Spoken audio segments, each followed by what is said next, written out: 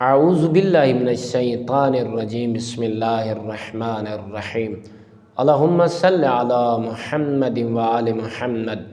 مومنین، مسلمین، ائمہ ہدی علیہم السلام ہمیں کئی نسخے دیتے ہوئے نظر آتے ہیں تاکہ مومن، اللہ پہ ایمان رکھنے والا، محمد جو اللہ کے رسول ہیں اس کا کلمہ پڑھنے والا، تاکہ جنت اپنے نام کر لے اور جہنم ہمیشہ اس کے لیے ختم ہو جائے۔ تو مولا فرماتے ہیں جب انسان کوئی بھی ہو، عبد خدا، مسلمان، مومن، اس پر لازم ہے کہ اپنے اوپر رحم کرے۔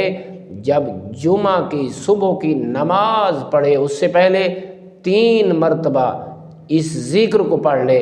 اس ذکر کے پڑھنے کی وجہ سے اللہ اس کے جتنے گناہ ہیں اسے معاف کر دے گا، بخش دے گا۔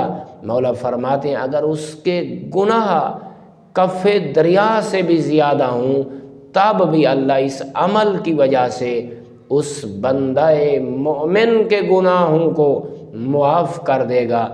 آئیے برادران ایمانی، ہم اس دعا کو پڑھتے ہیں، بہت چھوٹی سی ہے۔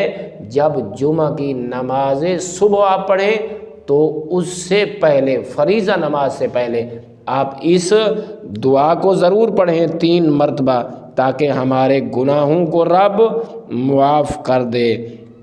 استغفر اللہ الذی لا الہ الا هو الحی القیوم واتوب الیہ۔